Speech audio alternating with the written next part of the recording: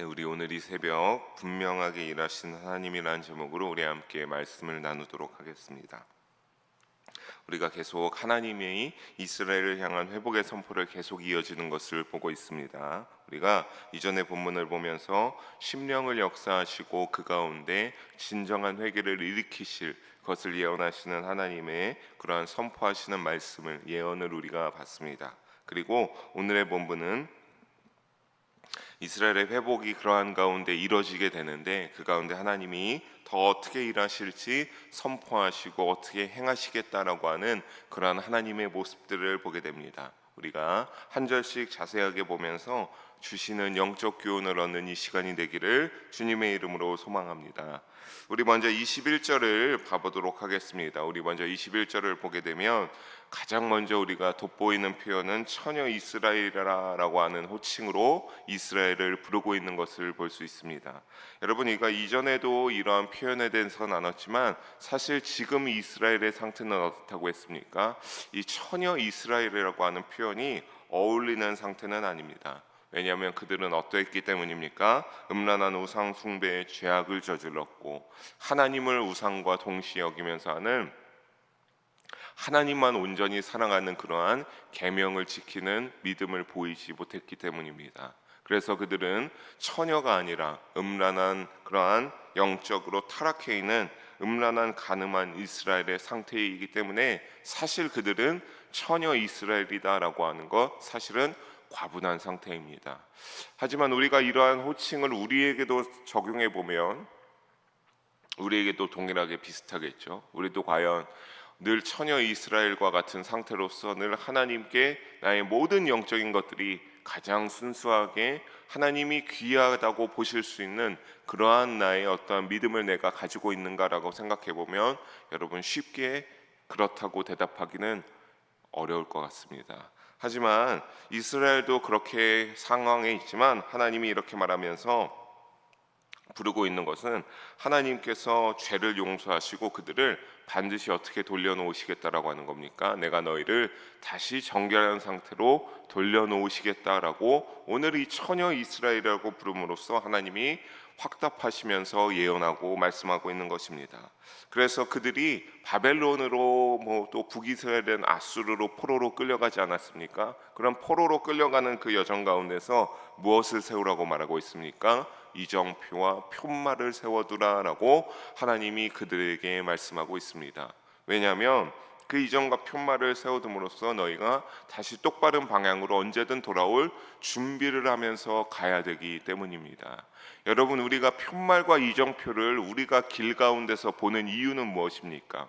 우리가 가고자 하는 목적지가 그 표말과 이정지를 통하여서 어떻게 가야 되는지, 거리가 또는 거기까지 얼마나 남았는지 아주 자세하게 일러주게 하는 그것에 이정과 표말의 목적이 있습니다. 우리가 만약에 어떠한 길을 가는데 요즘에 워낙에 기술이 발달해서 내비게이션이 잘 되었다고는 하지만 그런 것이 없다고 할 때 그러한 이정표와 표말이 있다고 하지 않는다면 상당히 참 얼마나 남았는지 내가 똑바로 맞게 가고 있는 것인지를 헷갈릴 수밖에 없을 겁니다. 하지만 여러분, 이 표말과 이정표의 방향을 세움으로써 너희가 다시 어디로 돌아갈지 똑똑히 잊지 말라. 그러니까 너희가 어떻게 하라고 하는 겁니까? 너희의 포로로 끌려가는 그 너희의 고국으로부터 먼 길을 가는 그 가운데 많은 표말과 이정표를 세울 것을 하나님께서 명령하고 말씀하고 있습니다. 어디로 그런데 그 방향을 세우라고 하십니까? 너희가 살았던 고국 이스라엘을 돌아올 수 있는 방향으로 너희가 이정표와 표말을 세우라고 하나님이 말씀하고 있습니다. 그러면서 하나님이 뭐라고 합니까? 너희가 가던 길을 마음에 그 길을 두고 돌아오라. 내 성읍들로 돌아오라라고 하나님께서 회복을 약속하시면서 그들에게 돌아오라고 요청하고 계십니다. 하지만 우리가 이렇게 21절에 하나님의 이러한 말씀을 보는데 22절을 이어서 보게 되면 뭐라고 합니까? 하나님이 이제는 22절에 보게 되면 반역한 딸아라고 부르고 있습니다. 우리 22절 함께 한 목소리로 읽어보겠습니다. 반역한 딸아, 내가 어느 때까지 방황하겠느냐? 여자가 남자를 둘러싸리라. 아멘. 22절에 보면 이제 처녀 이스라엘에서 반역한 딸아라고 하고 있습니다. 여러분, 처녀 이스라엘과 반역한 딸아라고 하는 거, 그냥 우리가 이 두 호칭만 봐도 벌써부터 느낌이 굉장히 다른 이러한 부르는 표현입니다. 왜 처녀 이스라엘이라고 했는데 이제 22절에 반역한 딸아라고 하면서 21절과 호칭이 달라지는 것일까? 우리가 그 뒤에 나오는 것을 보면 알 수 있죠. 내가 어느 때까지 방황하겠느냐. 처녀 이스라엘인데 반역한 딸은 이가 어느 때까지 방황하겠느냐라고 하고 있기 때문입니다. 그러니까 그들이 즉 이 말대로 방황하고 있기 때문입니다. 하나님은 그들에게 돌아오라고 하셨습니다. 이정표와 푯말을 세워두면서까지 내가 너희를 회복할 테니 돌아오라고 하지만 사실 이들이 이렇게 방황하고 이러고 있는 것, 그러니까 그들이 어떤 겁니까? 주저하고 있는 상황입니다. 하나님이 돌아오라고 하지만 내가 과연 우리가 여기에 가도 돌아가도 되는 것이 맞는지 주저하고 고민하고 있다는 소리입니다. 여러분, 왜 이스라엘이 포로로 끌려간 상황임에도 불구하고 다시 이스라엘로 돌아오는 것을 주저하고 방황하고 돌아가도 되는 걸까 고민하고 있겠습니까? 그것은 이 부분을 묵상하다 보면 가장 우리가 쉽게 생각할 수 있는 건 무엇입니까? 우리가 이전에 예레미야를 읽을 때도 봤지만 하나님이 여러분 너희가 포로로 끌려가는 그 삶 가운데서도 걱정하지 말라고 하셨습니다. 너희가 그 포로로 가서 터전을 꾸리고 그 가운데서 먹을 것을 키우고 그렇게 살아간다라고 하면 하나님이 충분히 먹을 것도 주실 것이고 또 너희가 그 아무리 힘든 포로의 삶이라고 할지라도 너희의 수가 줄어들지 않게 하겠다라고 하나님이 약속하셨었습니다. 그렇다면 이 말씀에 따라 우리가 지금 이들이 왜 주저할 수 있을까라고 하는 것을 유추해 본다면 어떤 것입니까? 나름 그 포로로 끌려간 상황에서 이제는 70년이라는 세월을 살고 이후에 회복하게 될 텐데, 그래서 이스라엘로 돌아오게 될 텐데, 여러분 70년이 얼마나 긴 세월입니까? 그 가운데서 포로로 살아가면서 아마 꽤 안정된 생활을 이제 누릴 수 있는 상황이 되었을 겁니다. 집도 어느 정도 지어졌고 처음에는 작물을 심어도 열매를 맺기까지 꽤 오래 걸리지만 우리도 알다시피 그 작물이 잘 자라나면 그때부터 잘 관리만 해주면 어떻습니까? 그 시기 때마다 추수하여 먹을 것을 거둘 수가 있습니다. 그런 상황 가운데서 이들이 여러분 이스라엘을 다시 생각할 때 이스라엘은 어떤 상황입니까? 하나님이 그들의 죄악에 따라 하나님이 심판하신다고 징계를 내리셨으니 아니 봐도 그들이 다시 돌아올 이스라엘은 황폐화되어 있고 다시 처음부터 일궈 세워야 되는 굉장히 힘든 여정이기 때문에 그들은 고민하고 있는 겁니다. 여기에서 더 있는 것이 사실 우리의 삶이 윤택하지 않을까? 과연 돌아가도 되는 것일까? 하지만 하나님께서는 주저하지 말고 어떻게 하라고 하는 겁니까? 반역한 딸아 너가 그런 고민을 할 것이 아니라 너의 곡으로 돌아오라라고 하나님이 요청하고 있습니다. 여러분, 하나님이 그러면서 새 일을 22절을 다시 보면 행하실 것이라 하시는데 여자가 남자를 둘러싸리라 라고 하셨습니다. 여러분, 이 남자가 둘러싸리라고 여자가 남자를 둘러싸리라 참 우스고 애매한 표현이죠. 사실은 우리가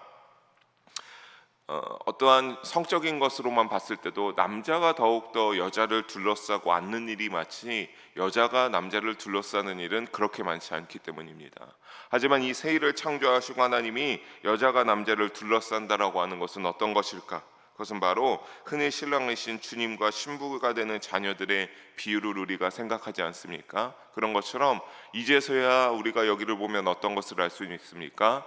그 신부되는 백성들이 이제야 하나님이 참 하나님, 나의 유일한 남편, 내가 믿어야 될 그러한 유일한 주님이심을 깨닫게 되고 그들을 향길이 어떻게 한다라고 하는 겁니까? 나의 사랑하는 하나님을 향하여 안고 사랑을 고백한다라고 하는 그런 의미로 볼 수 있겠습니다. 그러니까 이제 우리가 이것을 통해서 어떤 것을 알 수 있겠습니까? 그들이 다시 이제 본국으로 돌아와서 회복하게 되었을 때 그들은 하나님을 향하여서 신령과 진정으로 예배드리게 될 것입니다. 그들이 성전으로 나와서 그들의 믿음이 다시 회복되게 될 것이기 때문입니다.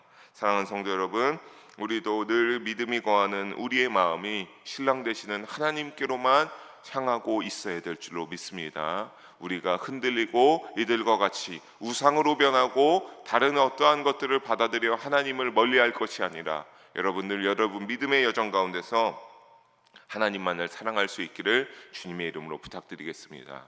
왜 그렇습니까? 여러분, 우리도 언제든지 잘못된 길로 갈 수 있습니다. 하나님을 여전히 믿고 사랑한다라고 하지만 누구든지 그 마음 가운데 아직도 아담과 하와로부터 나왔던 원죄가 우리에게 조금이라도 남아있기 때문에, 그 속성이 남아있기 때문에 우리도 어떻게 할 수 있습니까? 언제나 이 이스라엘 백성들이 이들이어서 잘못한 것이 아니라 우리도 세상을 살아가는 가운데 나의 욕심으로 인하여서 잘못된 선택을 할 수 있습니다. 나의 그릇된 나의 지혜와 나의 잘난 맛으로 교만하고 자만하여 잘못된 선택으로 하나님을 멀리할 수 있다라고 하는 사실입니다. 여러분, 주님을 향한 편말과 이정표의 말씀을 들으니 늘 어떻게 해야 되겠습니까? 붙들고 그것을 보시면서 올바른 믿음의 방향을 향하여 나아가는 우리의 믿음의 여정이 되시기를 주님의 이름으로 간절히 소망하고 축복합니다. 하나님은 이어서 또 말씀하십니다. 우리 세 절의 말씀을 이번에 함께 한번 읽어보겠습니다. 23절부터 25절까지의 말씀입니다. 만군의 여호와 이스라엘의 하나님께서 이와 같이 말씀하시니라. 땅과 그 성읍들에서 다시 이 말을 쓰리니 곧 의로운 처소여 거룩한 산이여 여호와께서 내게 복 주시기를 원하노라 할 것이며 유다와 그 모든 성읍의 농부와 양떼를 인도하는 자가 거기에 함께 살리니 이는 내가 그 피곤한 심령을 상쾌하게 하며 모든 연약한 심령을 만족하게 하였음이라 하시기로. 아멘. 여러분, 23절을 보게 되면 하나님께서 뭐라고 말씀하십니까?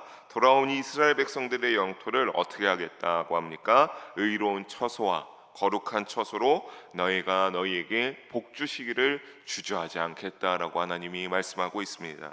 하나님의 복으로 이러한 모든 평화로운 일상들이 회복될 것을 하나님이 예비하고 선포하고 예언하고 계신 것입니다. 그렇다면 하나님의 복으로 평화로운 일상이 회복되어 24절을 보게 되면 어떻게 됩니까? 그들이 전에 누리던 모든 것들이 회복될 것을 하나님이 약속합니다. 24절에 보면 모든 성읍의 농부와 양떼를 인도하는 이 그러한 삶들이 유다와 모든 이스라엘 가운데 회복되고 거기에 함께 살게 될 것이다 라고 합니다. 근데 우리가 이 말씀을 보게 되면 다시 한번 우리는 뭐고 하나님이 무엇임을 깨닫게 됩니까? 우리는 양이요 하나님은 우리의 목자가 되어주심을 또한 여기서 엿볼 수 있게 됩니다. 그러니까 이러한 것들이 회복되면서 또 어떻게 될 수 있는 것을 알 수 있습니까? 하나님이 누구와 함께 하시겠다? 모든 이스라엘 백성들이 다시 이스라엘로 돌아와서 그들이 하나님이 그들의 목자가 되어주셔서 늘 그들과 함께 살면서 목자로서 언제나 어떻게 해요? 목자는 어떻습니까? 밤이나 낮이나 자신의 양들이 이 늑대나 어떠한 맹수들에게 다치지 않을 수 있도록 열심히 지키지 않습니까? 그리고 또 양이 혹시나 다치거나 어디에 빠지거나 한다면 그들을 빼주고 상처를 치료해 주는 것이 목자의 역할입니다. 왜냐하면 그렇게 양떼를 잘 건강하게 성장하도록 돌봐야 되는 것이 그들의 업이기 때문입니다. 근데 그런 것처럼 하나님이 어떻게 하여 주시는 겁니까? 이스라엘로 돌아와서 우리의 목자가 되어셔서 하나님이 함께하여 주신다라고 약속하고 있습니다. 이것이 가능케 되는 이유는 무엇일까요? 25절을 보면 알 수 있죠. 하나님께서 포로로 살아가면서 지치고 연약해졌던 그들의 심령을 어떻게 해주시기 때문입니까? 하나님의 위로와 하나님의 이 회복하심으로 그들을 만족하게 하여 주시기 때문입니다. 하나님이 그들의 심령과 모든 육체를 회복시켜 주시고 이제 품어 주실 것이기 때문이죠. 그래서 포로로서 조금은 지치고 다친 구석들도 많았던 양떼라고 한다면 이제 진정으로 하나님이 원하시는 하나님의 목장 가운데 들어와서 이스라엘 모든 백성을 어떤 것입니까? 일상을 회복하고 하나님과 동행하며 그들의 심령과 그들의 어떤 모든 육체적인 삶 가운데 일상이 회복되어 만족함이 차고 넘칠 것입니다. 하지만 이것은 여러분 26절을 보니까 뭐라고 합니까? 꿈이었습니다. 내가 그 피곤한 심령을 상쾌하게 하고 있는 이런 모든 것들, 하나님이 하는 것들이 예레미야 선지자가 깨어보니 내 잠이 달았더라. 그가 단잠 가운데 꿈을 꾸면서 하나님이 어떤 겁니까? 위로와 희망의 메시지를 예레미야 선지자를 통해서 이렇게 내가 예레미야야 이스라엘을 회복시킬 것이다 라고 하나님이 말씀해 주셨던 겁니다. 그렇게 예레미야에게 이 꿈은 어떤 겁니까? 너무나 눈물로 기도하며 그들이 진정한 회개하기를 원했던 예레미야에게 너무나 달콤한 꿈이었음을 예레미야 선지자가 고백하고 있습니다. 사랑하는 우리 영일 성도님들의 믿음도 예레미야의 이 믿음을 닮아 또 이러한 소망과 소명을 잊지 않고 살아가는 믿음의 여정이 되어서 하나님이 주시는 복이 충만하시기를 주님의 이름으로 축복합니다.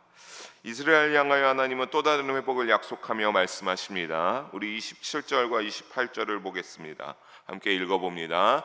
여호와의 말씀이니라. 보라, 내가 사람의 씨와 짐승의 씨를 이스라엘 집과 유다 집에 뿌릴 날이 이르리니 깨어서 그들을 뿌리 뽑으며 무너뜨리며 전복하며 멸망시키며 괴롭게 하던 것과 같이 내가 깨어서 그들을 세우며 심으리라. 여호와의 말씀이니라. 아멘. 여러분 27절을 보니까 하나님이 또 이제 그 잠에서 깨었는데 예레미야 선지자에게 또 말씀하십니다. 뭐를 뿌리겠다라고 하십니까? 하나님께서 사람의 씨와 짐승의 씨를 하나님이 농부되어 주셔서 이스라엘 땅 가운데 이 사람의 씨와 짐승의 씨를 뿌리겠다라고 말씀하십니다. 여러분 여기서 사람의 씨는 다음 세대를 의미합니다. 이스라엘의 이제 다음 세대, 이들이 회복하고 나서 하나님이 사람의 씨를 뿌림으로 그들 가운데 이제 자녀가 태어나고 이스라엘의 다음 세대가 태어나게 될 것입니다. 그리고 짐승의 씨는 말 그대로 무엇입니까? 그들에게 많은 가축을 또 허락해 주겠다. 여러분 이때 당시에 이 가축이 재산의 굉장히 귀한 척도가 되었죠. 오늘날의 돈과 달리. 그러니까 하나님이 많은 가축을 이제 이들에게 회복하여 베풀어 주시겠다라고 하는 그 날이 어떻게 한다? 이르겠다. 그 날이 이를 것이다. 내가 너희를 회복하게 할 것이다. 하나님이 선포하고 말씀하고 있습니다.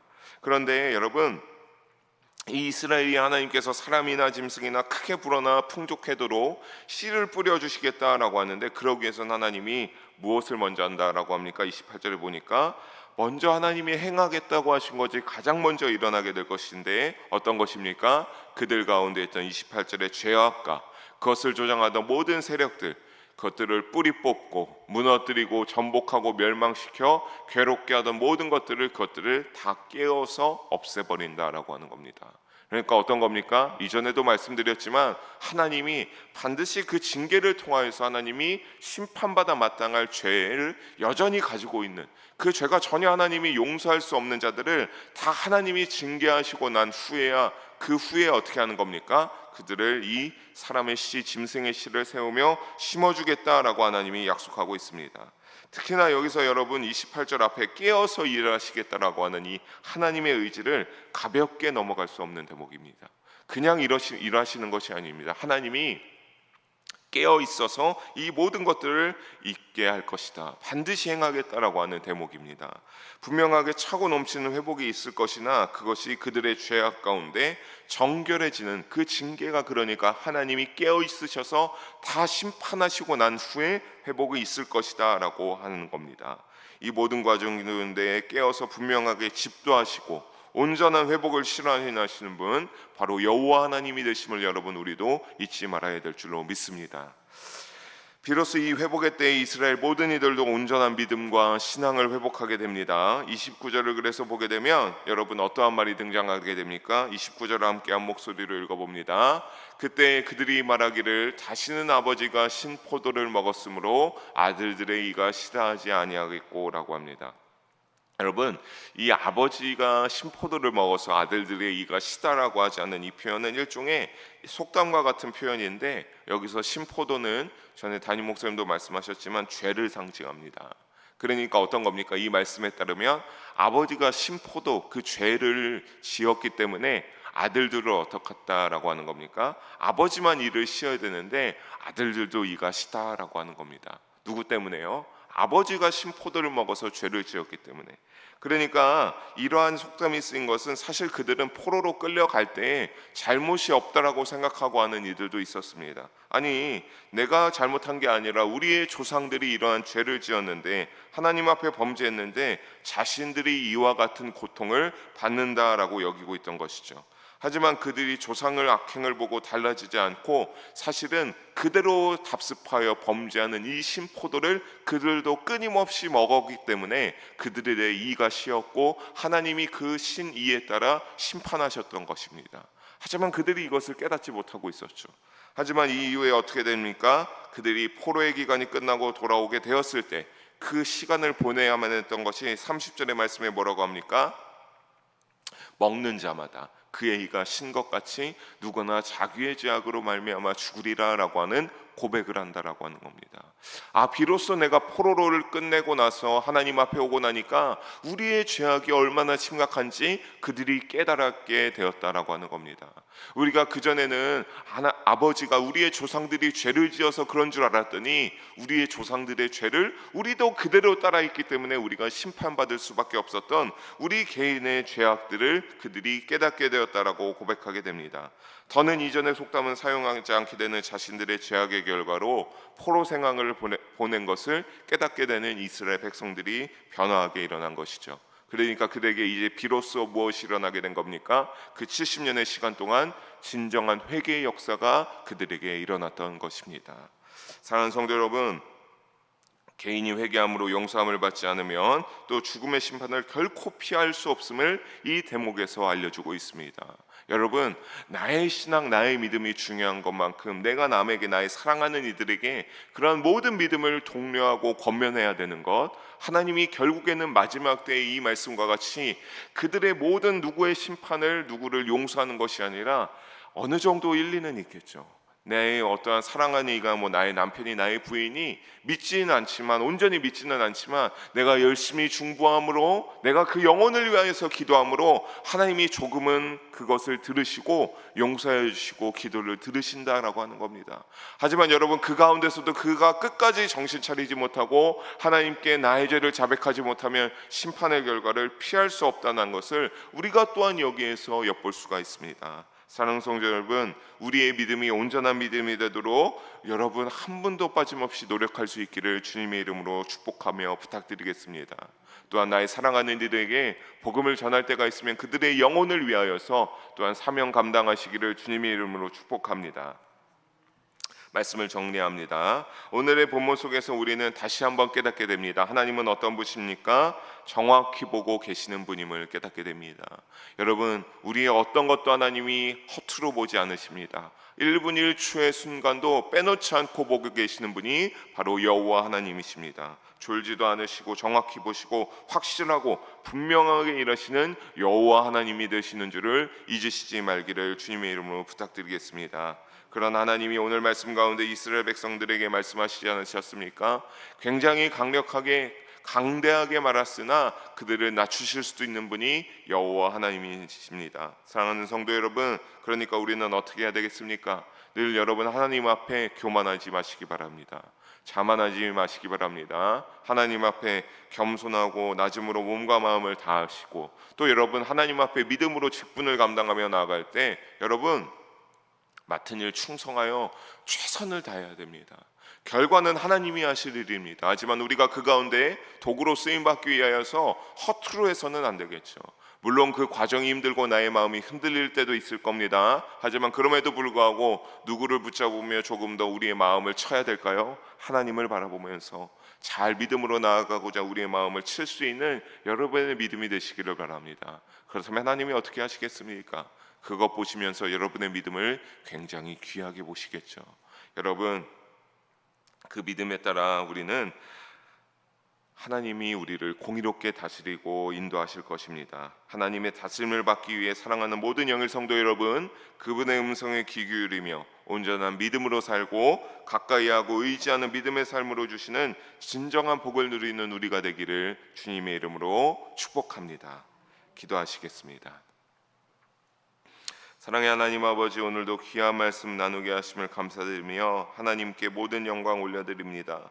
하나님, 우리의 삶을 역시 돌아보면서 우리의 모든 높아지게 하심이 다 하나님의 복에 있음을 우리가 깨닫게 됩니다. 늘 우리를 보시고 분명하게 확실하게 일하시는 능력의 여호와 하나님, 우리가 그 여호와 하나님을 의지하게 해주시고 믿으면서 나아가게 하여 주시옵소서. 그래서 주여, 우리의 온전한 믿음을 향하여서 힘낼 수 있게 해주시고 주님과 동행하는 우리가 될 수 있도록 주여 우리를 붙잡아 주시고 함께하여 주시옵소서. 언제나 하나님의 말씀 가운데 우리의 편말과 이정표를 세우게 하여 주시옵소서. 그래서 언제나 하나님을 향하여서 나아가는 자들이 되게 하시고 그 믿음 가운데 주님과 동행하는 우리가 될 수 있도록 주여 함께 하시고 성령으로 충만케 더욱더 차고 넘치게 인도하여 주시옵소서. 감사드리오며 사랑이 많으신 우리 주 예수님의 이름으로 기도드립니다.